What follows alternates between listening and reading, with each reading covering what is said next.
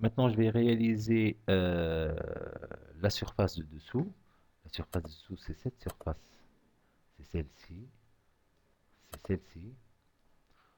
Donc, je reviens à ma pièce. Donc, je vais revenir à l'état déplié. La voici.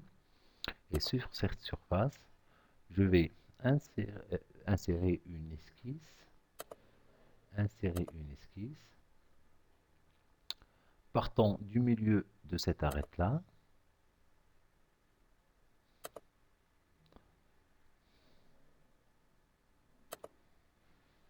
Revenons au milieu de cette arête.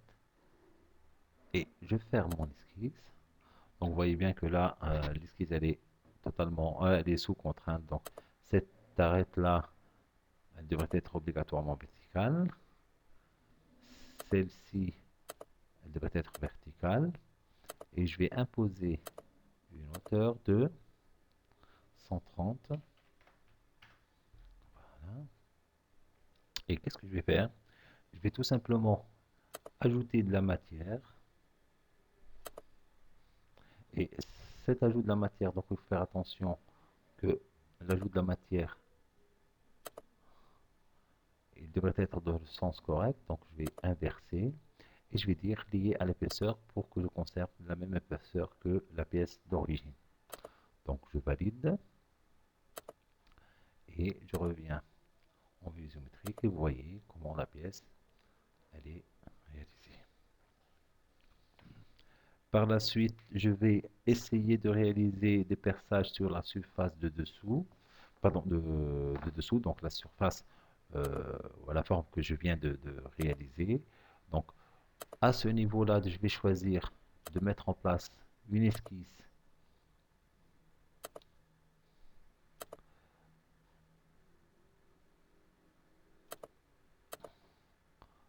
avec un diamètre de 14.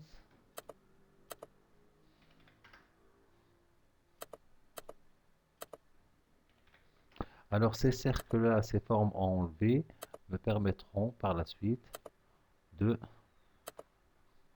d'atteindre, vous voyez, ces formes-là. Et voilà.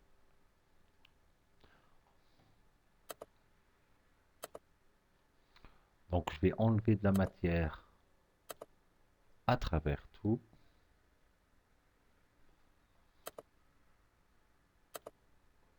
Je valide. Et voilà. Donc j'ai obtenu ma pièce. Si maintenant je reviens à l'état de pliage, vous voyez bien que la pièce elle n'est pas totalement pliée puisque j'ai pas encore défini une arête de pliage de cette surface que je viens d'ajouter. Donc je reviens de nouveau à l'état plié. Je vais sélectionner cette surface et je vais ajouter une esquisse entre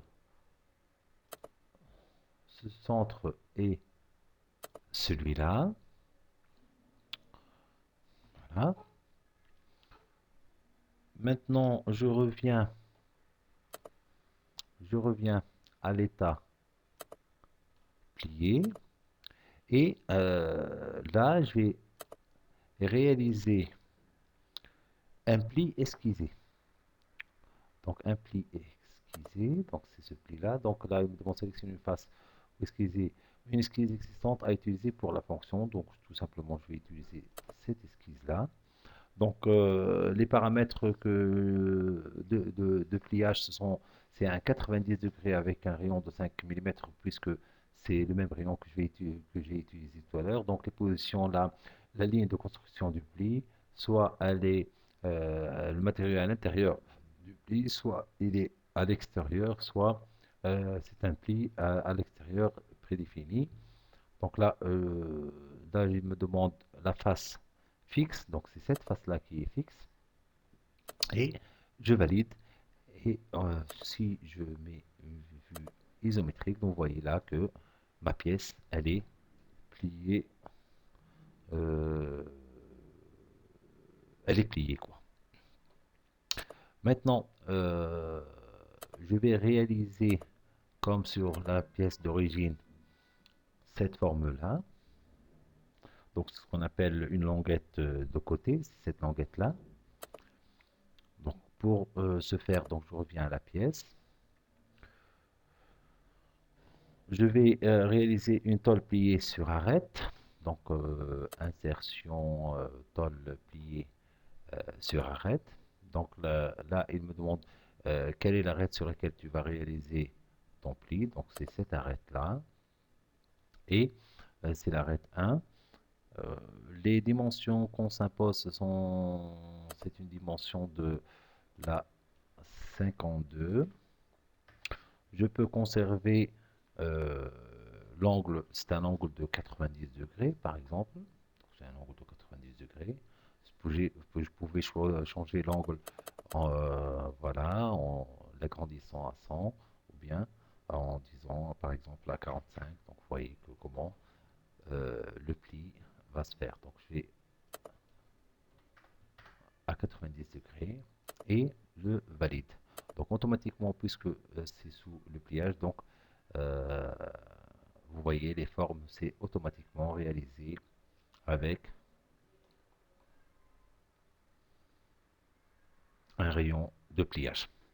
Par la suite, je vais essayer de réaliser une forme particulière sur cette languette de côté.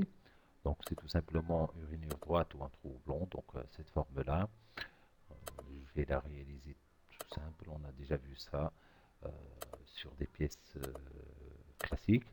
Donc rainure droite, voilà. Et je vais la coter. Donc les cotes que je veux, c'est un rayon de 6, un rayon de 6 mm. La largeur de la rainure droite, elle est de 35. Sa position par rapport à l'extrémité, par rapport à cette extrémité, elle est de 20. Et la position par rapport à cette arête, elle est de cette arête, pardon. Donc là, peut-être il faut que j'impose une verticale, voilà. Et entre cet axe et cette arête, j'ai une cote de 20 aussi. Voilà. Donc maintenant, qu'est-ce que je vais faire? Il suffit d'enlever de la matière. Et c'est toujours un enlèvement de matière à travers tout.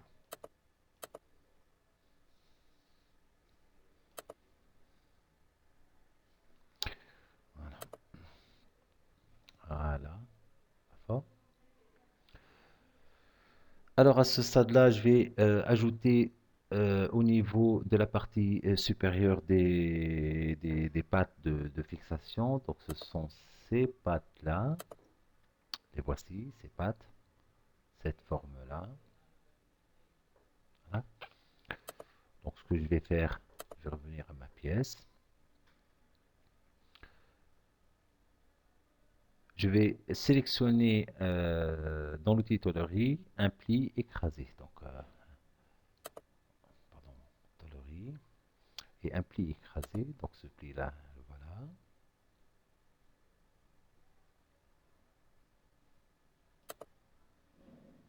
Voilà. Donc là, il me demande des arêtes. Donc c'est cette arête-là. Bien évidemment, je vais inverser le sens. Et là, j'inscris un 24 et une épaisseur de 3. C'est bon. Et de la même façon, je vais faire sur cette arête-là. Et je valide. Donc vous voyez que là, les perçages n'apparaissent pas. Donc maintenant, si donc les perçages, les voici. Donc, tout à l'heure, ça n'apparaît pas. Donc les perçages. Là, lorsque je déplace ma ligne sous l'enlèvement matière extrudée de celle des perçages, n'oubliez pas que nous avons fait un perçage à travers tout. Donc automatiquement, ça va passer même si nous avons ajouté de la matière par la suite. Donc voici ma pièce finale. Voici ma pièce finale. Je vais juste là, lui changer un tout petit peu la couleur parce que, donc je vais choisir par exemple du jaune. Voilà, c'est beaucoup plus clair maintenant. Et si je veux voir ma pièce totalement dépliée, donc voici, déplier la pièce. Donc ça c'est la partie fixe de ma pièce. Je vais sélectionner tous les plis et je valide. Et voilà ma pièce dépliée de façon totale. La voici. Donc là c'est déplié. Si je remonte, donc c'est la pièce qu'on a obtenue. Merci pour votre attention.